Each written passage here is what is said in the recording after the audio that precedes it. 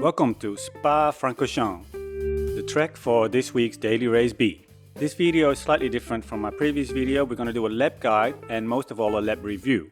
The last few days I've been trying to set a fast lap, but I found it quite difficult to nail a lap perfectly. And then even when I nailed it, I still was very slow. So we're going to do a lap review. For this I'll do a split screen where I compare my racing with the top time at the time. But we're starting off with a quick lap around Spa. First braking point is just after the 100 meter mark. The exit of this corner is very important because of the long straight afterwards. So any speed up building from the start will benefit you all the way along the straight. When you've got your driving line right, there's no need to lift for these corners. Basically making it one long straight all the way from the turn 1. We're driving the Audi R8 and in this car you want to stay in 5th gear. The next braking point is the start of the curbs on the left. Try to trail brake into the first corner, go slow in the second corner in order to get a fast exit in the third right corner. Make sure you're relatively subtle with the throttle input because this is an easy space to spin the car around. The next corner is a very slow corner where it feels forever before you can step on it again. For the next left-hander, we just tap the brakes slightly just to get a bit of rotation in and get a fast exit. And use the curbs on your exit. Just after the 50 meter mark, start braking slowly, change back to 4th gear. And as soon as you're around the first part of the corner, just step on it and hope it will hold. Brake just before the curb start and slowly trail brake into the corner. Stay in 3rd gear. Wait until the car rotates before you accelerate. The next right-hand corner is very important because of the straight afterwards. Shift down to 2nd gear, get the rotation, and as soon as you can start accelerating using all the curb on the exit. The corners that follow should be taken flat out. I found that in the Audi it's easy to take that corner flat out, whereas I sometimes struggled with the other cars. From now it's flat out all the way to the chicane. Go to the right side of the track with 2 lines on the green, turn in early, and if you do it right, you can do this flat out. You see I had to lift slightly. For the chicane we brake at the 150 meter mark. Use the curb of the first corner of the chicane, but don't touch the curb on the second corner of the chicane. Accelerate as quick as you can. My fastest lap so far was 2:17, which is actually quite slow compared to the fastest time. So in order to understand what they do different, we're going to do a split screen.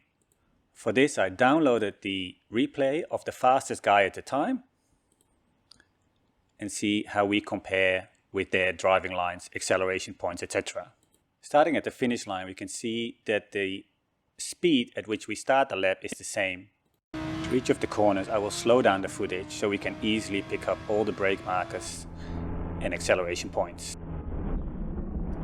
We brake at roughly the same time, but the main difference is the timing at which we start accelerating out of the corner. You see that Rafael is a lot quicker on the throttle compared to me. And the difference in exit speed is about 10 kilometers per hour.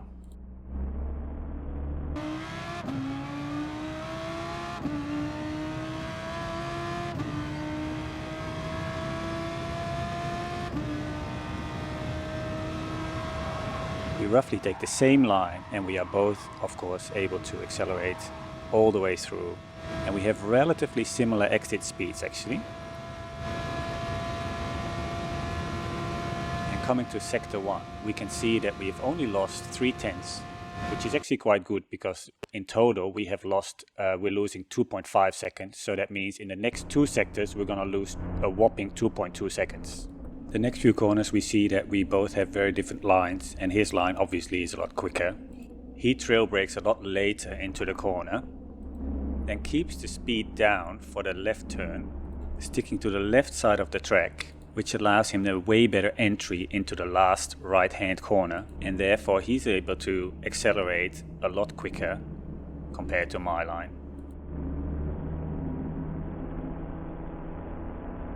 And once again, his exit speed is about 10 kilometers per hour faster compared to mine. In this long corner, you'll see that my minimum speed will be around 93 kilometers an hour, whereas his minimum speed will be 98 kilometers per hour. It's able to keep up the speed. The left-hander we take relatively similar lines, but my apex speed is about 5 kilometers per hour less than his. Before we start the next corner, we'll match up the video and go from here.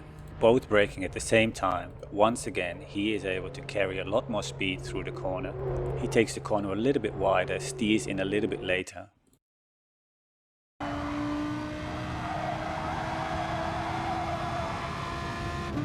And this is the gap that we just created from only that single corner. So we'll match up the video again and take the next corner.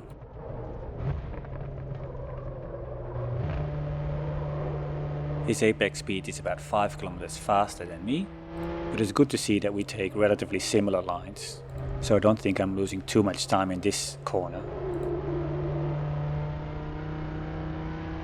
The next right-hander is an important corner, because it's followed by a straight all the way to the chicane. We take similar lines at similar speeds into the corner, but he's able to accelerate a lot quicker. So approaching the end of sector 2, we see that we've lost a whopping 1.4 seconds, and the majority of that time is lost in the first S's after the camel straight. By the way, if you're enjoying this video, please hit that like button, and if you really want, you can subscribe too. You see that he takes a bit of a wider line, which I should have done because I am forced to lift in order not to exceed the track limits. And finally the chicane, we'll match up the video again and start from here. He's using more of the road. We have similar apex speeds for both corners. And once again he is brave enough to accelerate quicker than me.